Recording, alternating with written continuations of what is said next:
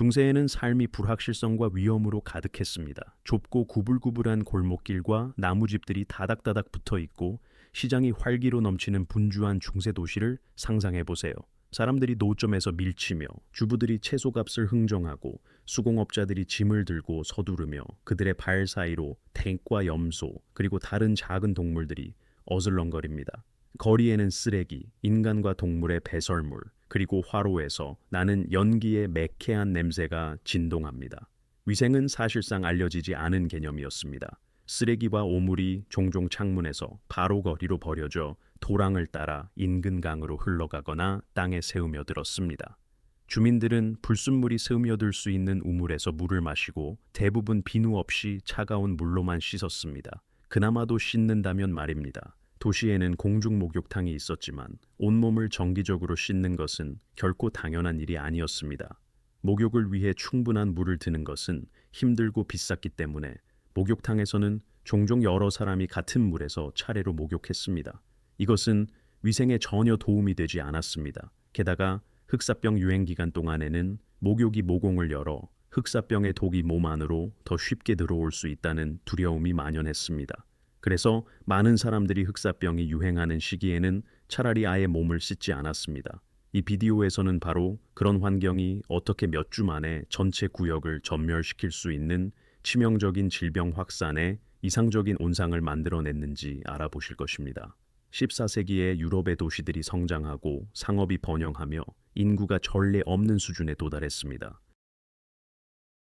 그 당시 사람들은 기근, 전쟁, 그리고 일상적으로 많은 생명을 앗아가는 다양한 질병 등 온갖 것에 익숙했습니다. 많은 아이들이 성인이 되지 못했고 평범한 사람은 40세를 넘겨 살면 운이 좋은 것이었습니다. 그럼에도 아무도 다가오고 있는 전례 없는 규모의 재앙을 상상할 수 없었습니다.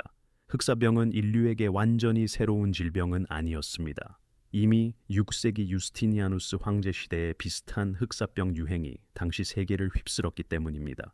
하지만 그때로부터 800년이 지났고 그 오래된 공포는 잊혀졌습니다. 14세기 주민들에게 흑사병은 완전히 알려지지 않은, 그래서 더욱 무서운 위협이었습니다. 이 비디오에서는 이런 조건에서 흑사병이 강타했을 때 무슨 일이 일어나는지 알아보실 것입니다. 연대기 작가들이 대흑사병이라고 기록한 그토록 끔찍한 질병 말입니다. 흑사병 Black Death이라는 별명은 100년 후에 생겨났는데 희생자들의 몸에 나타나는 무서운 검은 반점 때문이었습니다. 불과 몇 년 동안 엠셈범 살칠 챔버너바스의 모습 1년. 흑사병은 유라시아와 북아프리카에서 수천만 명의 사람들을 죽였습니다. 유럽 인구는 아마 3분의 1에서 절반 정도 감소했을 것입니다. 많은 도시들이 주민 대부분을 잃었고 그런 타격에서 회복하는 데 몇 세대가 걸렸습니다. 따라서 우리는 함께 유행병 직전의 일상생활, 감염 자체의 진행 과정, 그리고 사람들이 감염을 막고 살아남으려는 절망적인 시도들을 살펴볼 것입니다. 또한 당시의 기괴한 치료법들과 흑사병에 대한 두려움이 어떻게 사회의 행동을 바꾸었는지도 알아보실 것입니다.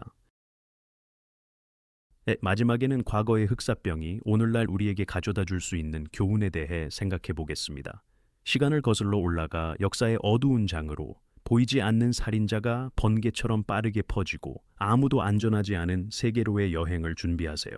많은 동시대인들에게 흑사병 아포칼립스는 세상의 종말에 대한 예언의 성취처럼 보였고 인류가 완전히 멸종할 것을 두려워했습니다. 곧 여러분이 중세 도시에서 흑사병 유행을 살아남기가 거의 불가능했을 이유를 밝혀보겠습니다. 흑사병이 강타하기 전에는 도시의 일상적인 분주함의 겉보기 평온이 지배했습니다. 하지만 활기찬 시장과 수공업자들의 소음 뒤에는 어떤 질병이든 활동하기 쉽게 만드는 조건들이 숨어 있었습니다. 도시들이 과밀했습니다. 성벽 안에서 사람들은 좁은 공간에 빽빽이 살아야 했습니다. 예를 들어 파리 같은 대도시는 14세기에 추정 25만 명 이상의 주민이 몇 제곱킬로미터의 성벽 안에 압축되어 있었습니다. 마찬가지로 피렌체나 베네치아도 매우 제한된 지역에 수만 명의 사람들을 수용했습니다. 심지어 몇천 명의 주민만 있는 작은 도시들도 집 하나가 다른 집에 바짝 붙어 있는 과밀한 벌집 같은 인상을 주었습니다. 한 집에 종종 여러 가족이 함께 살거나 견습생과 수공업자들이 하인들과 침대를 나누어 썼습니다. 사생활은 거의 존재하지 않았습니다. 거주지의 모든 구석이 활용되었습니다. 다락에는 건초와 곡물이 저장되고 같은 지붕 아래 외양간에서는 가축들이 사람들과 함께 살았습니다. 이런 사람과 동물의 근접성은 어떤 감염이든 한 숙주에서 다른 숙주로 쉽게 옮겨갈 수 있음을 의미했습니다. 집에서 누군가 병에 걸리면 격리하는 것이 불가능했습니다. 여분의 방도 없었고 왜 그래야 하는지에 대한 지식도 없었습니다. 하인들과 가족들이 환자와 계속 공간을 공유하다가 결국 모두가 차례로 침대에 쓰러졌습니다. 의료 서비스는 사실상 존재하지 않았고 의사나 치료사를 구할 수 있다 해도 효과적으로 도울 수 있는 경우는 드물었습니다. 중세 도시들은 또한 만성적인 위생 및 공중보건 부족에 시달렸습니다. 오늘날의 의미에서 쓰레기 수거나 하수도 시설이 존재하지 않았습니다. 쓰레기, 음식 찌꺼기, 배설물이 거리에 쌓이거나 가장 가까운 하수구에 버려졌습니다. 거리는 매번 비가 올 때 오물이 흘러내리면서 악취나는 진흙 가을로 변하곤 했습니다. 공중 변소는 가장 붐비는 곳에만 있었고 그조차도 많은 사람들이 단순히 집 뒤 구석에서 볼일을 보는 것을 막지 못했습니다. 도시의 우물과 분수는 주변의 오물로 쉽게 오염될 수 있었습니다. 따라서 식수는 때때로 미세한 유기체들로 가득한 묽은 수프와 같았습니다. 물론 당시 사람들은 세균이나 바이러스에 대해 전혀 알지 못했습니다. 도시의 악취는 어디에나 있고 매캐했습니다. 주민들은 그것에 익숙해졌지만 여전히 그것을 감추려고 노력했습니다. 더 부유한 사람들은 허리에 향기로운 허브나 향수가 든 포마더를 차고 다니며 가끔 더 좋은 향을 맡곤 했습니다. 이런 비위생적인 조건들은 각종 질병 매개체들에게 진정한 천국이었습니다. 모든 쓰레기와 진흙은 파리떼와 다른 곤충들을 끌어들였습니다. 지붕의 초가와 지하실의 어두운 구석에서는 쥐와 생쥐가 뛰어다녔습니다. 이 작은 설치류들은 인간의 저장품과 쓰레기로 살아가며 모든 건물에서 번성했습니다. 그리고 그들과 함께 벼룩과 이가 곳곳에서 기어다니며 아무도 모르는 사이에 사람에서 사람으로 질병을 옮겼습니다. 심지어 귀족과 왕들도 기생충을 피할 수 없었습니다. 당시 기록에 따르면 예를 들어 1399년 영국 왕 헨리 4세의 대관식에서 왕관 아래에서 이가 떨어져 나왔다고 합니다. 연회에서 가난한 자와 부유한 자를 가리지 않고 물어뜯는 이런 사교적 기생충들이 그만큼 흔했습니다. 중세 사람들은 거의 씻지 않았고 옷도 드물게 빨았기 때문에 기생충들에게 자유로운 활동 부대를 제공했습니다. 질병 확산에는 주민들의 생활 방식과 영양도 기여했습니다. 대부분의 일반인들은 영양 부족이거나 일부 영양소 결핍을 겪었습니다. 가난한 사람들의 음식은 주로 곡물죽, 빵, 그리고 가끔씩 채소로 구성되었습니다. 고기나 신선한 과일은 드문 사치품이었습니다. 단조로운 식단은 면역력 약화로 이어졌습니다. 힘든 노동과 부족한 음식으로 지친 몸은 감염에 맞설 충분한 힘이 없었습니다. 중세 내내 사람들이 죽어나간 이질, 장티푸스 또는 다른 일반적인 질병들의 작은 유행이 빈번했습니다. 따라서 도시 주민들은 흑사병 도래 전에도 이미 신체적으로 약해져 있었고 어떤 새로운 질병에도 더 취약했습니다. 따라서 조금만 있으면 되었습니다. 그런 환경에서 고도로 전염성 있는 치명적인 질병이 나타나기만 하면 유행병이 마른 숲의 화재처럼 번질 수 있었습니다. 잠시 후 흑사병이 실제로 어디서 왔고 어떻게 중세 유럽의 모든 구석으로 퍼질 수 있었는지 살펴보겠습니다. 흑사병 유행은 유럽에 저절로 퍼진 것이 아니었습니다. 누군가 또는 무언가가 그것을 가져왔을 것입니다. 14세기 40년대에 지중해 항구들의 불안한 소식이 들려오기 시작했습니다. 동쪽 어딘가, 아마도 아시아에서 전체 마을과 도시를 죽음으로 몰아넣는 끔찍한 질병이 창궐하고 있다는 것이었습니다. 유럽인들은 처음에는 이에 큰 관심을 기울이지 않았습니다. 멀리 떨어진 재앙들이 자신들과는 겉보기에 무관해 보였기 때문입니다. 하지만 그것은 곧 바뀌었습니다. 실제로 흑사병은 14세기 40년대 초부터 아시아에서 퍼지고 있었습니다. 중국과 몽골 연대기들은 엄청난 사망자 수를 기록한 유행병들을 기록했습니다. 실크로드의 교역로가 아마도 감염을 더 서쪽으로 흑해 연안까지 전파했을 것입니다. 그곳에서 1450년 몽골군이 이탈리아 상업 항구인 카파 현재의 크림반도의 퍼도시아를 포위했습니다. 후대의 한 보고에 따르면 몽골군 진영에서 흑사병이 창궐하자 그들은 끔찍한 무기에 의존했습니다. 투석기로 흑사병 희생자들의 시체를 성벽 너머로 던져 방어자들 사이에 감염을 퍼뜨리려 했다는 것입니다. 카파의 공포에 질린 이탈리아인들은 그 후 배를 타고 도망쳤고 그들도 모르는 사이에 흑사병 감염을 바다를 통해 유럽으로 가져갔습니다. 1527년 가을 몇 척의 상선이 시칠리아 항구 메시나에 정박했습니다. 당신이 이 도시의 주민이고 새로운 배가 도착할 때마다 하던 것처럼 먼 나라에서 온 화물을 보러 호기심에 간다고 상상해 보세요. 하지만 이번에는 부두에서 무서운 광경이 여러분을 기다리고 있습니다. 선창에서 나오는 선원들이 살아있는 시체처럼 보입니다. 그들은 야위어 있고 열에 떨며 몸에 이상한 검은 보라색 혹과 반점이 있습니다. 그들 중 많은 이가 간신히 걷거나 들것에 누워 있습니다. 당신이 무엇인가 알아채기도 전에 선원들이 부두에서 바로 쓰러지고 며칠 안에 그들 대부분이 극심한 고통 속에서 죽습니다. 아무도 이해하지 못합니다. 항해 중에 승무원들이 어떤 신의 재앙이나 공기 중에 독에 걸렸다고 합니다. 당신은 흑사병이 도시에 도착했다는 것을 모릅니다. 메시나에서 감염이 번개처럼 빠르게 시칠리아 섬 전체와 이탈리아 본토로 퍼집니다.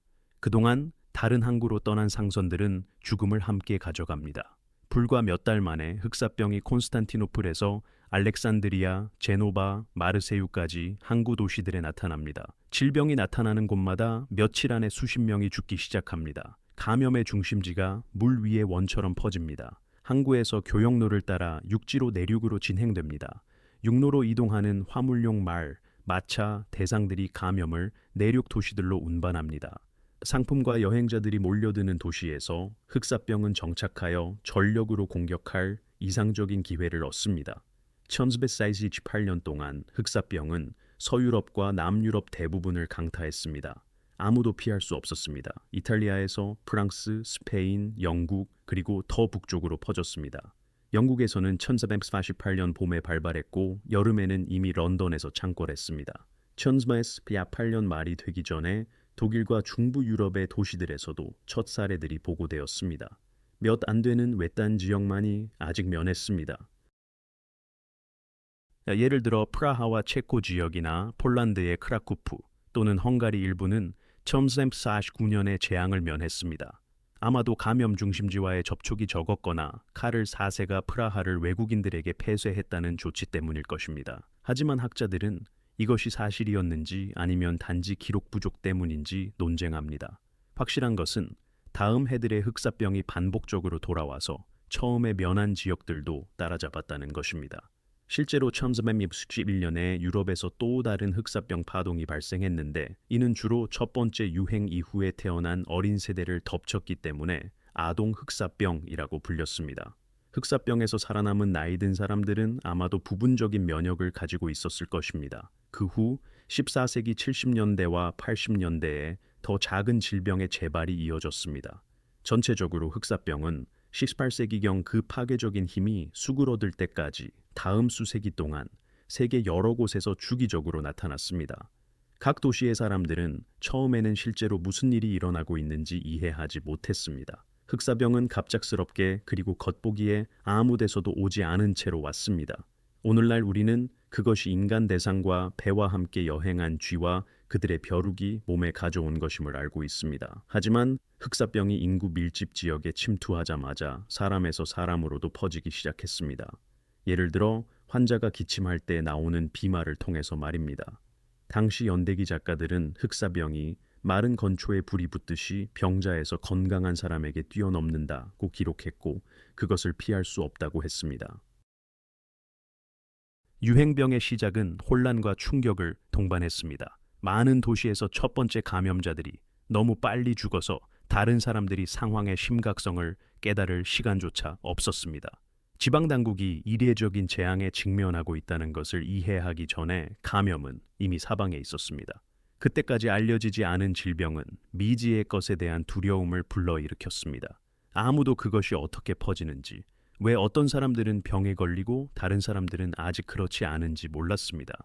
효과적인 방어책은 손에 닿지 않았습니다. 그러나 흑사병에 대한 소식은 흑사병 자체와 거의 같은 속도로 퍼졌습니다. 얼마 지나지 않아 유럽 전역의 도시 주민들은 무언가 끔찍한 것이 다가오고 있다는 것을 알았습니다. 하지만 대개 무엇인가를 할 수 있기에는 너무 늦었습니다. 흑사병이 도시에 들어오자마자 곧 지옥이 완전히 불타올랐습니다. 다음 부분에서는 사람에게서 실제 질병이 어떻게 진행되었는지 알아보겠습니다. 첫 증상부터 피할 수 없는 끝까지 말입니다. 흑사병이 당신의 도시에 침투하면 감염을 피할 기회는 매일 줄어들었습니다. 한 번의 접촉, 오염된 공기를 들이마시거나 벼룩에 물리는 것만으로 충분했고 보이지 않는 흑사병 세균이 당신의 몸에 자리 잡았습니다. 조심에도 불구하고 운이 없어서 질병이 바로 당신에게 길을 찾았다고 가정해 봅시다. 처음 며칠 동안은 아무것도 느끼지 못할 수도 있습니다. 흑사병은 보통 며칠의 잠복기를 갖습니다. 그러면 갑자기 심한 열이 납니다. 갑자기 머리가 아프고 근육이 아프며 심한 독감처럼 몸이 안 좋아지기 시작합니다. 오한과 무기력함이 나타날 수 있고 침대에서 일어날 수 없게 됩니다. 하루 이틀 안에 상황이 극적으로 악화됩니다. 1240도까지 오르고 구토와 현기증이 추가됩니다. 그러면 몸에서 이상한 혹을 만지게 됩니다. 가장 흔히 사타구니, 겨드랑이 또는 목에 나타납니다. 그 혹은 빠르게 자라고 딱딱해지며 만지면 매우 아픕니다. 모든 움직임이 고통이 됩니다. 이것은 고름으로 가득 찬 염증이 있는 림프절, 즉 부보입니다. 당신의 몸은 감염과 필사적으로 싸우려 하지만 헛수고입니다. 부보는 사과 크기까지 자랄 수 있고 피하 출혈로 인해 그 위에 피부가 검게 됩니다. 얼마 지나지 않아 몸 전체에 어두운 반점들이 나타날 수 있습니다. 폐혈증으로 인해 모세혈관이 터지면서 생기는 혈액 누출입니다.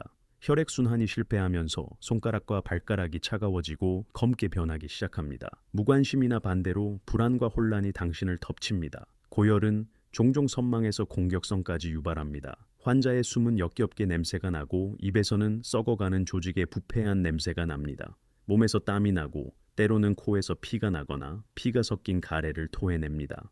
이런 증상들과 함께 이미 끝이 가까워집니다. 첫 증상부터 5일 또는 6일째 되는 날 주변에 무기력하거나 의식을 잃고 곧 죽음이 옵니다. 위에서 설명한 시나리오는 소위 부보성 흑사병, 이 질병의 가장 흔한 형태에 해당합니다. 바로 몸에 형성되는 그 고통스러운 부보 때문에 이름이 붙었습니다. 14세기 중반에 이 형태가 인구를 대치매트 했습니다. 사망률은 끔찍했습니다.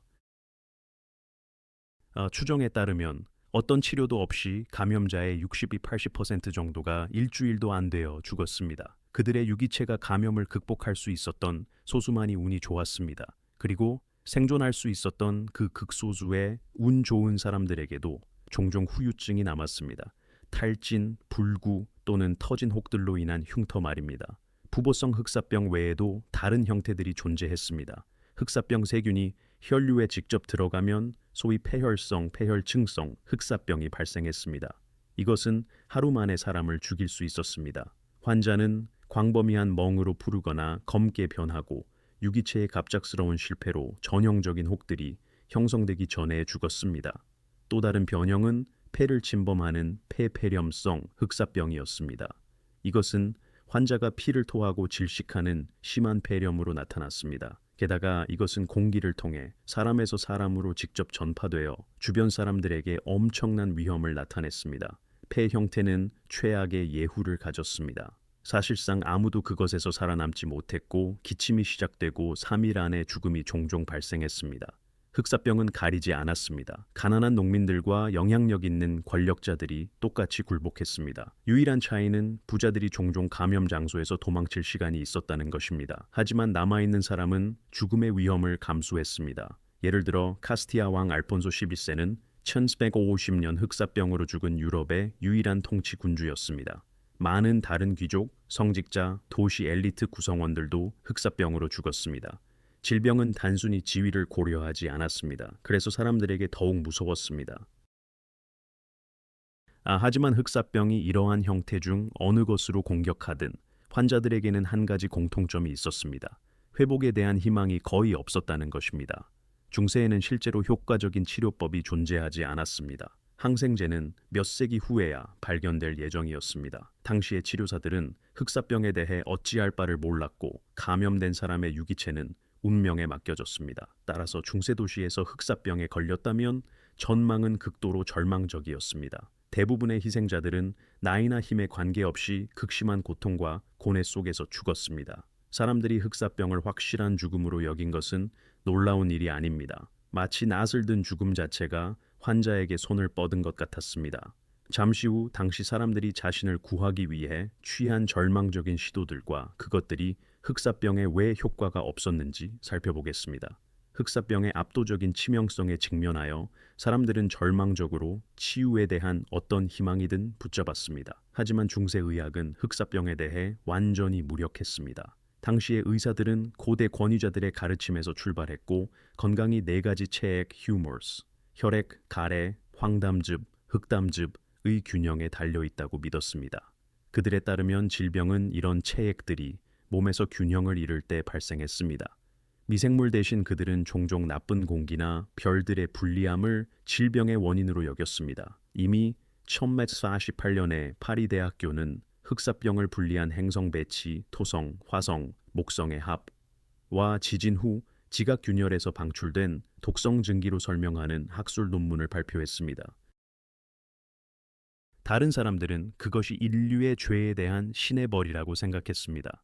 이러한 이론들은 해당하는 치료법들로 이어졌습니다. 의사가 몸에 오염된 피가 너무 많다는 견해에 기울면 유기체를 완화하기 위해 환자에게 방혈을 했습니다. 독성 증기를 의심할 때 의사들은 발한 치료와 구토제를 처방했습니다. 발한과 구토를 통해 몸에서 나쁜 물질들이 배출될 것이라고 상상했습니다. 하지만 그런 조치들은 이미 지친 환자들을 더욱 약화시킬 뿐이었습니다. 당시의 고전 의학은 그렇게 한계에 부딪혔습니다. 흑사병 감염은 단순히 당시 의사들의 이해를 넘어섰습니다. 하지만 그것이 치료하는 사람들이 무언가를 시도하지 않았다는 의미는 아닙니다. 치료사들은 고름이 흘러나오고 질병이 물러나기를 바라며 부보를 태우거나 절개하려고 했습니다. 때로는 염증이 있는 혹에 다양한 찬양받는 연고와 스포를 적용했습니다. 한당시 조리법은 백합 뿌리, 수지, 그리고 건조한 인간 배설물을 반죽으로 섞어서 터진 혹 후에 열린 상처에 바르라고 조언합니다. 상상할 수 있듯이 치유 대신 그런 절차는 오히려 추가 감염을 부추겼습니다. 또한 거머리를 이용한 방열, 부항 또는 동물을 사용한 기괴한 절차들이 활용되었습니다. 인기 있는 살아있는 닭 방법은 부보에 살아있는 수탈기나 비둘기를 올려놓는 것으로 구성되었습니다. 건강한 동물이 몸에서 독을 빼낼 것이라고 가정했습니다. 잠시 후 동물이 약해지면 씻어내고 전체 절차를 환자나 닭 중 하나가 죽을 때까지 반복했습니다. 대개 환자가 살아남지 못한 것은 놀라운 일이 아닙니다.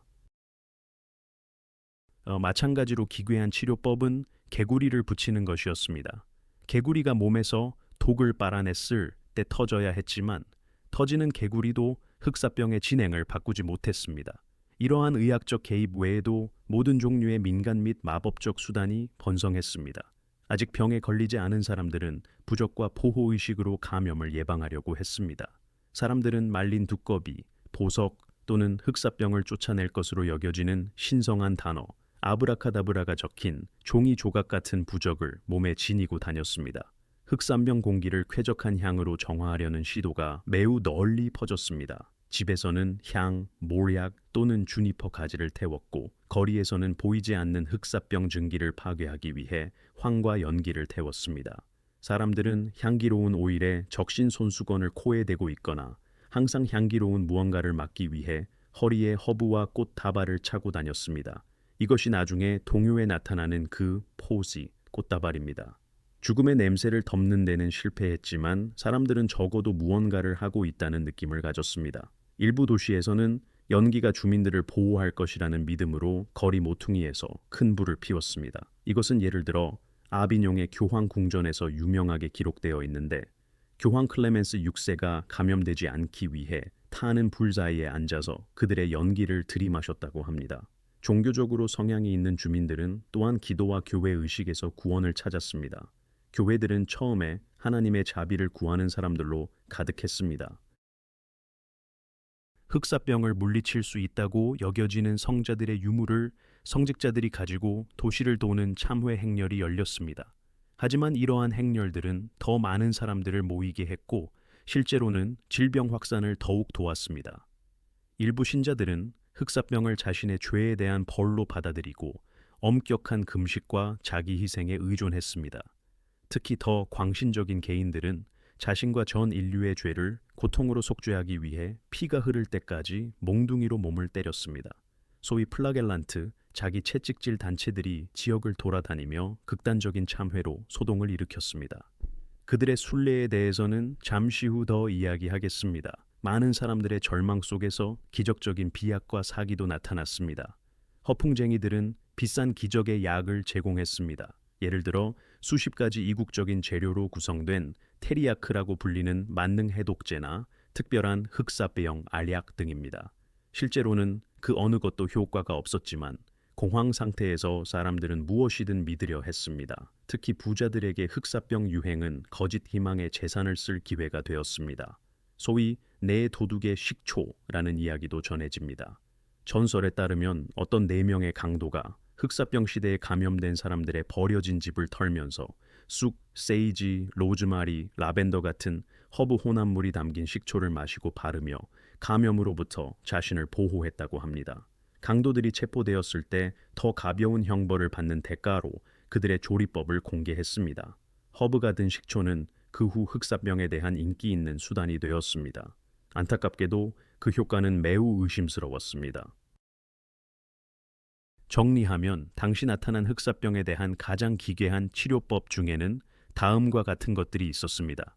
닭 치료법, 동물이 몸에서 독을 빼낼 것이라는 희망으로 흑사병 종양 부보에 살아있는 닭이나 비둘기를 올려놓기, 개구리 흡인, 살아있는 개구리를 부보에 올려놓기, 개구리가 흑사병을 빨아내고 터져야 한다고 여겨진 불정화, 몸에서 나쁜 공기를 쫓아내기 위해 불 옆에 앉아서 방향성 나무와 향의 연기를 들이마시기, 내 도둑의 식초, 일부 강도들이 감염 없이 환자들의 집을 털 수 있도록 바르고 마셨다는 허브 식초, 마늘, 쑥, 라벤더 등 포함, 마법의 부적과 주문, 흑사병을 막기 위한 부적 말린 두꺼비, 보석, 착용과 주문, 마법의 삼각형 형태로 점차 줄어드는 글자로 된 아브라카다브라 단어, 외우기 독성 비약, 절망한 환자들이 몸 안을 훈증하고 흑사병을 쫓아내기 위해 비소나 수은 같은 독성 물질이 포함된 혼합물을 마시기, 이 모든 노력에도 불구하고 잔혹한 규칙이 적용되었습니다. 흑사병에 한번 걸린 사람에게는 보통 더 이상 도움이 되지 않았습니다. 의사들이 준 유일하게 상대적으로 효과적인 조언은 피해를 입은 도시에서 가능한 한 빨리 도망쳐서 유행병이 가라앉을 때까지 돌아오지 말라는 것이었습니다. 라틴어 격언은 치토 롱게 탈데, 즉 빨리 멀리 늦게 돌아오라 였습니다. 갈 곳이 있는 사람들은 종종 그렇게 했습니다. 부자들은 시골 저택으로 떠나 도시를 흑사병에 내맡겼습니다. 하지만 대부분의 주민들은 그런 선택권이 없었습니다. 그래서 도시에서는 수천 명의 환자들이 계속 죽어가는 동안 주변에서는 허브불이 타고 성직자들이 기도를 외우고 치료사들이 방열을 했습니다. 헛되이 말입니다. 그런데 몇 세기 후 바로 그 흑사병 유행 시대에 나타난 유명한 새부리 모양 마스크를 쓴 흑사병 의사 모습은 흑사병 시대에는 알려지지 않았습니다. 이 모든 장면들 위에는 절망의 무거운 분위기가 감돌았습니다.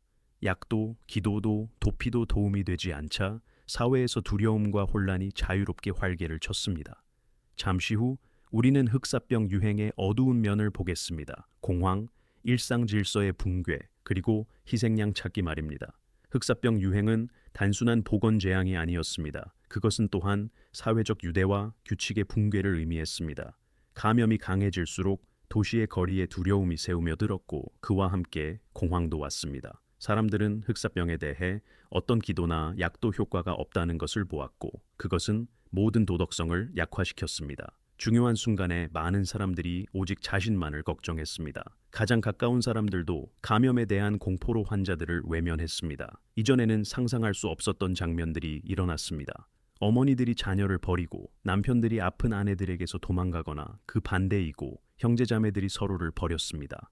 동시대 연대기 작가 조반니 보카치오는 흑사병이 얼마나 치명적이고 전염성이 있는지 보여주는 사례들도 묘사합니다. 거리에는 고인의 옷이 남겨져 있었고 그것에 코를 대고 파헤친 2마리 돼지가 곧 경련을 일으키고 하루 만에 죽었다고 합니다. 동물들도 감염과 접촉하면 피할 수 없었습니다. 하물며 사람들은 더욱 그랬습니다. 같은 증인에 따르면 사람들이 두려워서 낯선 사람뿐만 아니라 자신의 아이들도 버렸고 도움 없이 내버려 두었습니다. 많은 주민들이 절망 속에서 집에 틀어박히고 누구와도 접촉을 거부했습니다. 때로는 심지어 자신을 없애기 위해 아픈 가족 구성원들을 거리로 내쫓기도 했습니다. 다른 경우에는 주변의 모든 사람이 이미 죽거나 도망갔기 때문에 환자들이 완전히 혼자 남겨졌습니다. 이런 무질서의 결과로 환자 돌봄과 죽은 자의 매장이 사실상 기능을 멈췄습니다. 할 수 있는 사람은 피해를 입은 도시에서 시골로 도망갔기 때문에 도시에는 종종 의사, 성직자, 그리고 시체를 운반할 사람들이 부족했습니다. 시당국은 적어도 거리에서 시체를 치우는 것을 보장하려고 노력했고 시체 운반자와 무덤 파는 사람들을 고용했습니다. 종종 이 서비스에 대한 사면을 약속받은 범죄자들 중에서 말입니다. 하지만 죽은 사람이 너무 빨리 늘어나서 모두를 품위 있게 매장할 수 없었습니다. 성직자들은 마지막 선교를 바를 시간이 없었고 묘지는 시체의 홍수를 수용할 수 없었습니다. 따라서 성벽 밖에 큰 공동 구덩이가 파졌고 그곳에 시신들이 층층이 쌓이고 석회를 뿌린 후 가볍게 흙으로 덮였습니다. 유행병의 절정 단계에서는 이것조차 따라잡을 수 없었습니다. 예를 들어 베네치아는 배에 떠다니는 시체 안치소를 만들어 시체들을 쌓아두었고 아비뇽에서는 매장을 마련할 시간이 없어서 가난한 죽은 자들을 론강에 바로 던졌다고 합니다. 도시의 조용한 거리에서는 밤에 시체들로 가득 찬 수레바퀴의 단조로운 덜그럭거리는 소리만 들렸습니다. 이 수레들은 시체들을 대량 무덤으로 수집했고 그들의 마차꾼들은 사람들이 죽은 자들을 집 앞으로 내놓도록 죽은 자들을 내놓으세요 와 같은 음울한 목소리로 외쳤습니다. 수레에 쌓인 시체 더미들, 종종 반나체이고 부어오른 모습은 최악의 악몽 같았습니다. 목격자 묘사에 따르면 그 시대에는 인간의 감수성이 무디어졌습니다. 매일 그토록 많은 공포를 본 사람에게는 자신의 가족에게조차 더 이상 눈물이나 감정이 남아있지 않았습니다. 일부 연대기들은 극단적인 파괴의 이미지들을 묘사합니다. 완전히 비어있는 거리, 집 창문에서 가끔 조용하고 무서워하는 사람이 서서 시체 운반 행렬이 지나가는 것을 지켜보는 것뿐입니다. 많은 죽은 사람들이 집에서 아무도 모르게 누워 있다가 그들의 부패 냄새가 주변에 알려질 때까지 있었습니다. 시에나에서는 몇 달 동안 모든 종이 조용했다라고 기록했습니다. 죽은 사람이 너무 많아서 더 이상 조종도 치지 않았습니다. 주민들은 밖에 나가는 것을 두려워했고 소통이 중단되었으며 일상적인 상업과 일이 사라졌습니다. 도시들이 공포로 침묵했습니다. 일상생활이 멈추고 죽음만 남았습니다. 한 이탈리아 증인이 썼듯이 가까운 사람을 잃고 우는 사람을 찾는 것은 불가능했다. 모든 사람이 자신의 죽음에 대한 위협을 눈앞에 두고 있었기 때문이다. 허브로 타는 향과 버려진 시체에서 달콤한 부패 냄새가 공기 중에 섞였습니다. 침묵을 깬 것은 죽어가는 사람들의 통곡과 소수의 고인을 구덩이로 데려가는 줄어드는 무리들이 기도를 부르는 가끔의 울음소리뿐이었습니다. 두려움의 분위기는 또한 비합리적인 반응을 낳았습니다. 무서운 압박 아래서 사람들은 자신들의 고통에 대한 책임을 떠넘길 희생양을 찾았습니다. 누군가가 의도적으로 흑사병을 퍼뜨린다는 음모론이 퍼지기 시작했습니다. 이런 소문의 희생자는 곧 유대인 공동체 주민들이 되었는데 그들은 기독교 다수에 의해 항상 의심스럽게 여겨졌습니다. 유대인들이 우물에 독을 넣는다거나 도시에 독을 뿌린다는 소문이 퍼졌는데 그들 자신도 종종 죽어가고 있었음에도 불구하고 말입니다. 하지만 히스테리적인 두려움은 논리를 필요로 하지 않았습니다. 많은 도시에서 1349년에 무고한 유대인 주민들의 학살이 일어났습니다. 예를 들어 바젤에서는 모든 지역 유대인들이 나무 건물로 몰려가 산채로 불태워졌습니다. 스트라스부르에서는 성난 군중이 하루에 2,000명의 유대인을 죽였습니다. 그것도 역설적으로 흑사병이 도시에 도착하기 전에 말입니다. 프랑스에서 독일에 이르기까지 수십 개 도시에서 비슷한 포그롬이 휩쓸었습니다. 남은 유대인들은 종종 도시에서 쫓겨났습니다. 물론 이것으로 흑사병이 사라지지는 않았습니다. 절망한 기독교인들이 자신들의 좌절감에 대한 희생양을 일시적으로 찾았을 뿐입니다. 나중에 공포가 가라앉았을 때 교회와 군주들이 공식적으로 흑사병에 대한 유대인의 무죄를 인정했지만 그때는 이미 많은 희생자들을 되돌릴 수 없었습니다. 유대인 외에도 다른 외국인들과 추방자들이 의심의 대상이 되었습니다. 시골에서 도망치는 시민들은 감염 전파를 두려워하는 무서워하는 농민들의 공격을 받을 위험이 있었습니다. 일반적으로 전통적인 연대가 붕괴되었습니다. 그럼에도 인간의 용기와 헌신의 밝은 예외들이 존재했습니다. 일부 개인들, 특히 성직자나 간병인들 중에서 생명의 위험을 알면서도 자발적으로 환자들 곁에 남아 있었습니다. 예를 들어 많은 성직자들과 수도사들이 자신들을 치명적인 위험에 노출시키면서도 마지막 순간까지 죽어가는 사람들을 돌보고 기도로 동행했습니다. 그들 중 많은 이가 실제로 흑사병에 굴복했지만 적어도 버려진 사람들의 고통을 덜어주었습니다. 이런 영웅적 행위들은 오히려 예외였습니다.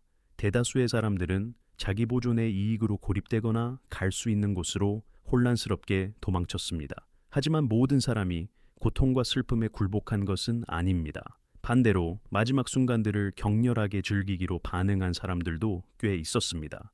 열려있는 주점들은 아직 살아있는 동안 무감각해질 때까지 마시고 즐기기로 결심한 사람들로 터져나갔습니다. 일부 부자들은 아마도 사방에 있는 죽음의 공포를 쫓아내기 위해 화려한 축제와 연회를 열었습니다. 흑사병은 그렇게 인간 행동의 최악과 가장 이상한 면들을 표면으로 끌어올렸습니다.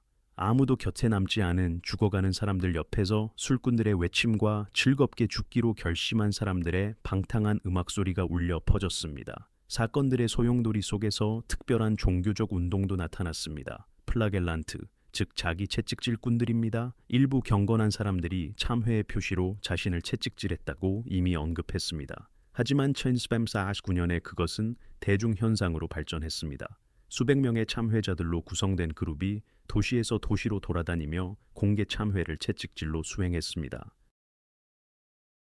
그들은 빨간 십자가가 있는 흰 옷을 입고 다니며 하루에 2번 광장에 모여 기도하고 나서 피가 튈 때까지 막대기로 등을 강하게 쳤습니다.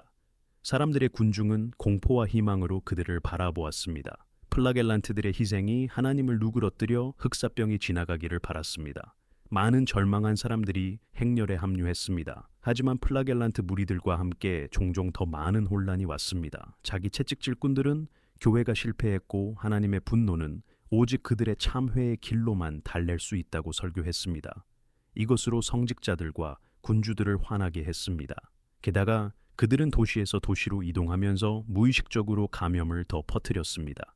어떤 곳에서는 심지어 그들이 죄가 있다고 지목한 사람들에게 폭력을 행사하기도 했습니다. 몇 달 후 교회는 이 운동을 비난해야 했고 세속 통치자들은 플라겔란트들의 도시 출입을 금지했습니다. 이것 또한 그 시대의 분위기를 보여줍니다. 공식 구조들이 마비되고 그 자리에 혼란스럽고 급진적인 반응들이 들어섰습니다. 전체적으로 흑사병 유행이 정상적인 생활을 해체했다고 말할 수 있습니다. 사람들은 기존의 확실성에 대한 신뢰를 잃었습니다. 의학이 실패했고 교회의 중재가 실패했으며 종종 도시에서 도망가거나 스스로 죽은 세속 권력의 대표들도 실패했습니다. 거리는 혼란, 범죄, 절망으로 가득 찼습니다. 그럼에도 불구하고, 아니 바로 그래서 얼마 후 새로운 희망의 약한 징조가 나타나기 시작했습니다. 살아남은 사람들은 옛 세계가 멸망하고 무언가가 바뀌어야 한다는 것을 깨달았습니다. 몇 달간의 엄청난 고통 후에 흑사병의 물결은 보통 누그러지기 시작했고 마침내 온 것처럼 갑자기 사라졌습니다. 아마도 더 추운 날씨에 도래가 기여했을 것이고 아마도 단순히 감염에 민감한 숙주들이 다했을 것입니다. 황폐해진 도시들은 그 후 천천히 새롭고 조용한 세계로 깨어났습니다. 거리는 고아가 되었고 대부분의 집들이 공허하게 입을 벌리고 있었으며 생존자들 사이에는 놀라움과 우울이 퍼졌습니다. 살아남은 사람들은 은신처에서 나와 사회의 폐허에서 자신들의 삶의 조각들을 모으기 시작했습니다. 생존자들은 정신적으로 충격을 받았습니다. 많은 이들이 자신의 도시에서 낯선 사람처럼 느꼈습니다. 연대기 작가 마테오 빌라니는 흑사병에서 벗어난 사람들이 완전히 다른 세계에서 다시 태어난 자신들을 발견했다고 썼습니다. 일부는 그토록 많은 이웃들과 가까운 사람들이 죽는 동안 자신이 살아남은 것을 부끄러워하기까지 했습니다. 그렇다면 흑사병 유행의 한가운데에 있었다면 당신의 전망은 어떠했을까요? 순전히 통계적으로 말하면 흑사병은 엄청난 손실을 요구했습니다. 유럽 인구는 약 8천만 명에서 5천만 명으로 줄어들었다고 추정됩니다. 피해를 입은 대부분의 도시에서 결국 주민의 절반 정도가 죽었습니다. 따라서 당신의 개인적인 생존 기회는 그리 크지 않았습니다. 당신이 그 운 좋은 절반에 속한다면 그것은 질병을 극복할 수 있었거나 기적적으로 감염을 완전히 피했다는 것을 의미할 것입니다. 두 경우 모두 당신은 주변에 엄청난 고통을 목격했을 것입니다. 생존자들은 종종 가까운 사람들, 대부분 재산 또는 정신 건강을 잃었습니다. 아무도 흑사병의 상처에 영향받지 않고 남아있지 않았습니다. 신체적으로 살아남은 사람들도 영혼의 깊은 상처를 계속 지니고 있었습니다. 흑사병 후의 삶은 예전과 같지 않았습니다. 역설적으로 생존자들에게는 새로운 기회들도 나타났습니다. 많은 집, 작업장, 농장이 비어 있었기 때문에 남은 사람들은 더 나은 주거, 더 많은 땅 또는 자신의 일에 대한 더 높은 임금을 얻을 수 있었습니다. 하지만 하층 계급의 새로 얻은 자신감은 또한 갈등으로 이어졌습니다. 귀족들과 통치자들은 자신들의 특권을 포기하고 싶어 하지 않았습니다. 영국에서는 이런 긴장이 1731년 대농민봉기 왓 타일러의 봉기로 절정에 달했지만 피비린내 나게 진압되었습니다. 그럼에도 불구하고 봉건 질서는 결코 예전 궤도로 돌아가지 않았습니다. 흑사병 후 사회가 변화했고 사람들의 노동이 더 가치 있게 여겨지기 시작했으며 옛 권력 구조가 파괴되었습니다. 상징적인 예는 이탈리아 도시 시에나입니다. 1748년 흑사병 전에 그곳에서 기독교 세계에서 가장 큰 대성당 건설을 시작했지만 흑사병 후에는 주민과 재정 부족으로 건설이 중단되었고 오늘날까지 시에나는 그 계획된 웅장한 대성당의 미완성 잔해만 서 있습니다. 예를 들어 영국에서는 흑사병 후 군주가 임금을 동결하려고 시도했습니다. 엔삼버트 5 1년 법률. 임금 노동자들이 훨씬 높은 급여를 요구하기 시작했기 때문입니다. 하지만 실제로는 성공하지 못했고 시장 힘이 우세했습니다. 평범한 사람들의 노동이 갑자기 희귀해졌고 더 잘 보상받아야 했습니다. 음식 가격은 올랐지만 동시에 많은 땅이 놀고 있어서 근면한 생존자들은 이전보다 더 나은 생계를 얻을 수 있었습니다. 새로 얻은 하층 계급의 자신감은 또한 갈등으로 이어졌습니다. 귀족과 통치자들은 자신들의 특권을 포기하고 싶어 하지 않았습니다. 영국에서는 긴장이 1741년 대농민봉기로 절정에 달했지만 피비린내 나게 진압되었습니다. 그럼에도 불구하고 봉건 질서는 결코 예전 궤도로 돌아가지 않았습니다. 14세기의 흑사병 상처는 당시 보였던 것처럼 세계의 종말을 의미하지 않았습니다. 하지만 한 가지 생활 방식의 끝과 사회의 깊은 변화의 시작을 가져왔습니다. 인구의 상당 부분이 멸종한 후 유럽의 중세 질서가 근본적으로 흔들렸습니다. 영주의 들판이 황무지로 남겨졌는데 그곳에서 일할 농민이 충분하지 않았기 때문입니다. 이것은 많은 귀족들로 하여금 농노들의 족쇄를 풀도록 강요했습니다. 농민들이 들판에 남아있기 위해서는 더 나은 조건을 요구할 수 있었기 때문입니다. 도시에서도 더 적은 수의 장인과 직인들이 남았기 때문에 살아남은 사람들이 더 높은 임금을 요구하기 시작했습니다. 따라서 역사가들은 흑사병 유행을 르네상스의 탄생과 봉건주의의 종말과 연관시킵니다. 상징적인 예는 이탈리아 시에나입니다. 흑사병 재앙 후 그곳에는 영원히 미완성 거대 대성당이 남아 있었습니다. 진행 중이던 건설이 당시 주민과 재정 부족으로 완전히 중단되었기 때문입니다. 예를 들어 성직자와 수도사의 부족, 많은 이가 죽었기 때문에 대체자들을 교육하기 위한 새로운 대학과 학교 설립으로 이어졌습니다. 이것은 결국 지적 발전에 기여했습니다. 동시에 흑사병은 공식 권위에 대한 사람들의 신뢰를 흔들었습니다. 교회와 세속 권력 모두 인구 보호에 실패했습니다. 진행 중이던 전쟁들도 조용해졌습니다. 영국과 프랑스 간의 100년 전쟁은 1748년에 중단되어야 했는데 양쪽 교정국 모두 흑사병으로 데치메이트 되었기 때문입니다. 따라서 일부 생존자들은 다르게 생각하기 시작했습니다. 이것은 아마도 나중에 종교개혁과 과학 진보로 이어진 더 비판적인 사고의 기초를 놓았을 것입니다. 예를 들어 한 세기 후 교회 개혁을 요구하는 목소리가 강해졌는데 후수주의와 유럽 종교개혁, 이것들도 흑사병 후 마음에 자리 잡은 환멸에서 힘을 얻었습니다. 흑사병의 문화적 영향은 그 시대의 예술과 사고방식에서도 볼 수 있었습니다. 극복된 공포의 기념물로 광장에 흑사병 기둥들이 나타났고 그림과 프레스코화에서는 죽음의 춤, 단세 마카블, 모티프가 확산되었습니다. 이는 지위에 관계없이 누구에게든 죽음이 올 수 있다는 상기시켜주는 살아있는 사람의 손을 잡는 해골을 묘사했습니다. 민간 전설에서 흑사병은 심지어 의인화되었습니다.